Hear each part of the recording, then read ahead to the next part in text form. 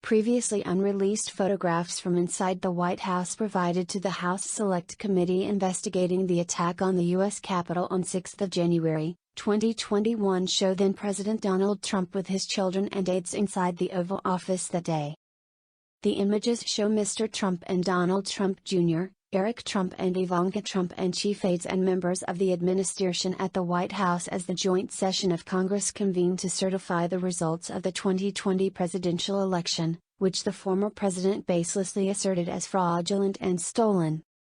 Mr. Trump is also photographed on the phone. A committee investigating the events leading up to and surrounding the assault by a pro-Trump mob in the halls of Congress that day heard evidence on 16 June that people close to Mr. Trump repeatedly told him that his attempts to overturn the results were illegal, yet pressed forward with a spurious bid to pressure his Vice President Mike Pence to do so.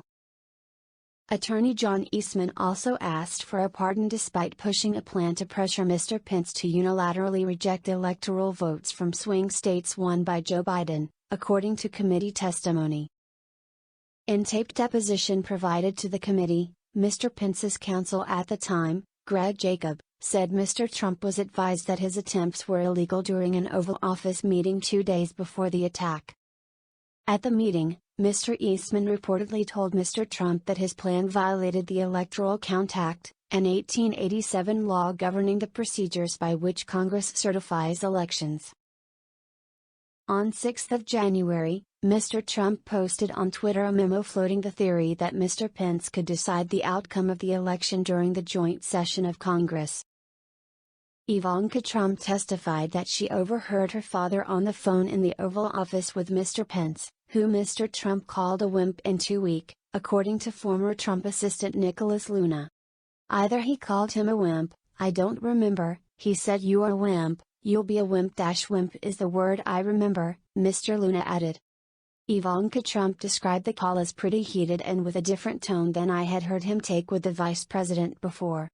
General Keith Kellogg, a former national security advisor to Mr. Pence, told the panel that Mr. Trump told Mr. Pence you're not tough enough to make the call. Julie Radford, a former chief of staff to Ms. Trump, said she told her that her dad had just had an upsetting conversation with the vice president. Ms. Radford said Ms. Trump said her father called Mr. Pence the P word. Following news that a mob had breached the Capitol grounds, Mr. Trump, reportedly after the call, then posted that his vice president didn't have the courage to overturn the results, enraging rioters and leading them to chant "Hang Mike Pence" as they marched through the halls. Mr. Jacob said that the vice president was not deterred despite the attacks from Mr. Trump. When he came back into the room, I'd say that he was steely, determined, grim, Mr. Jacob said. During the riot, Mr. Jacob reportedly sent an email to Mr. Eastman, telling him thanks to your bulls, we are now under siege.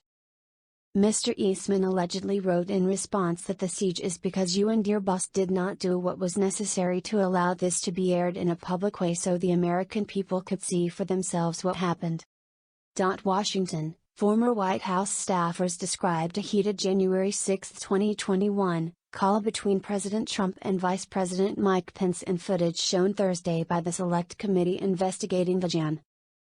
6 attack on the U.S. Capitol. The video revealed new details about the pair's relationship before the president condemned his No. 2 for allegedly lacking the courage to overturn an election, leading to calls among Trump's supporters gathered at the Capitol to hang Mike Pence. Despite the fact that the vice president consistently told the president he did not have and would not want the power to decide the outcome of the presidential election, Donald Trump continued to pressure the vice president, both publicly and privately. Rep. Pete Aguilar, D. Redlands, who led Thursday's hearing, said, things reached a boiling point on Jan. 6, and the consequences were disastrous. Former Pence counsel Greg Jacob testified that on the morning of Jan.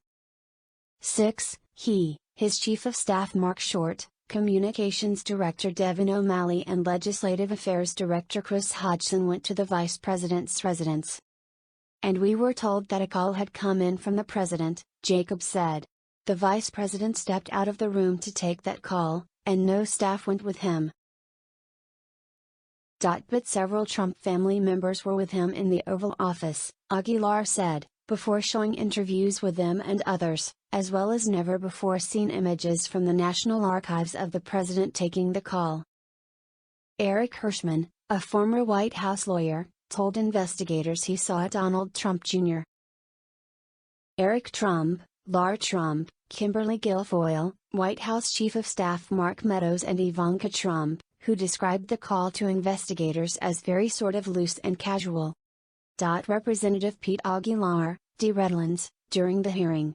Representative Pete Aguilar, D. Redlands, during the hearing. Kent Nishimura / Los Angeles Times. An image of a noose hanging before the U.S. Capitol on January 6, 2021. An image of a noose hanging before the U.S. Capitol on January 6, 2021, is displayed on a screen during the hearing. Kent Nishimura / Los Angeles Times. Hirschman said he could hear only the president's side of the conversation. While it began with a calm tone, he said, it became heated, a term Ivanka Trump also used to describe the conversation. Until it became somewhat in a louder tone, I don't think anyone was paying attention to it initially, Hirschman said. I remember hearing the word wimp, Nicholas Luna, a former assistant to Trump, said in a deposition. Either he called him a wimp, I don't remember if he said, you are a wimp, you'll be a wimp. Wimp is the word I remember. General Keith Kellogg, Pence's former national security advisor, said he remembered hearing about Trump telling Pence something to the effect of, you're not tough enough to make the call. It was a different tone than I'd heard him take with the vice president before, Ivanka Trump added. Ivanka Trump's chief of staff, Julie Radford, told investigators that Ivanka relayed to her that her dad had just had an upsetting conversation with the vice president.